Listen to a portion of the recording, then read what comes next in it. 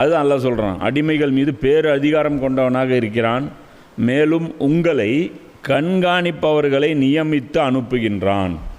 உங்கள் மேலே நான் என்ன பண்ணிகிட்ருக்கேன் அப்படின்னா ஒரு மலக்கை நியமிச்சிருக்கேன். அப்போ அந்த மலக்குடைய வேலை என்ன? ஒரு கண்காணிப்பாளர். அப்போ அந்த கண்காணிப்பவருங்கிற அந்த இடுக்கு இந்த மீனிங் என்ன கொடுத்துருக்காங்கன்னா ஹஃபஸத்துன்.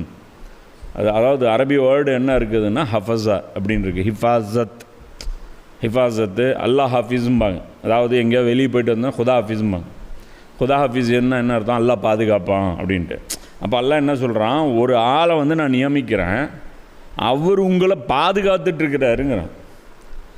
நாம் செத்து போயிடக்கூடாதுன்னு ஒருத்தர் நம்மளை பாதுகாக்கிறார். அவர் யார்? ஒரு மலக்கு.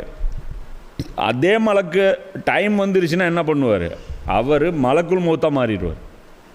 எதுவரை எனில் உங்களில் ஒருவருக்கு மரண நேரம் வந்துவிட்டால் அவன் அனுப்பிய வானவர்கள் அவருடைய உயிரை கைப்பற்றுகின்றார்கள், மேலும் அவர்கள் தமது கடமையினை நிறைவேற்றுவதில் எவ்வித குறையும் வைப்பதில்லை. அதே மலக்கு கைப்பற்றுறாங்க அல்லது வேறு மலக்கு வர்றாங்க. ஏன்னா பல மலக்குகள் வர்றாங்க.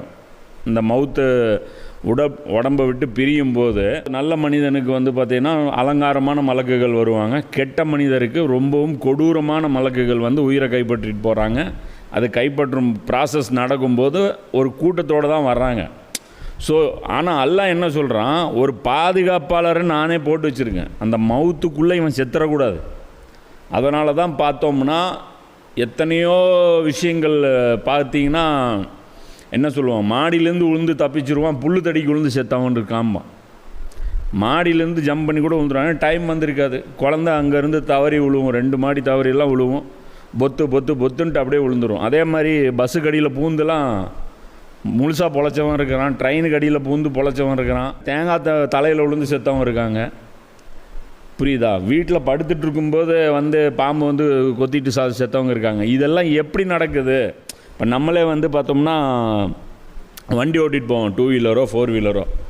ஏதோ ஒரு நேரத்தில் அசந்து போயிருக்கும்போது நடுவில் ஒரு பயங்கரமான மோதல் நடப்பதற்கான எல்லா வாய்ப்பும் இருக்கும். அந்த டைமில் அந்த ஃப்ராக்ஷன் ஆஃப் செகண்டில் ஒரு உழுக்கு இப்படி பூந்து அப்படி வெளியே வந்துடும். யார் அது நம்மளை அறியாமலே செஞ்சுருப்போம். அந்த வேலை யார் செஞ்சா அப்படின்னா அந்த மலக்கு நம்மளை காப்பாது. அல்ல சொல்கிறேன், டே ப்ரொடெக்ஷனை நான் தாண்டே கொடுத்துட்ருக்கிறேன், இல்லைன்னா ஒரு நாளைக்கு 100 தடவை சாவ நீயே. ஒரு நாளைக்கு உனக்கு அதாவது நம்ம உடம்புல நோய் எதிர்ப்பு சக்தின்னு இருக்குது. நம்ம உடம்புல நம்ம இன்றைக்கி சுவாசிக்கிற காற்றாக இருக்கட்டும், நம்ம குடிக்கிற தண்ணியாக இருக்கட்டும், இதெல்லாம் எவ்வளவோ தீங்கு விளைவிக்கக்கூடிய மருந்துகள் ரசாயனங்கள் எவ்வளவோ கலக்கப்படுது.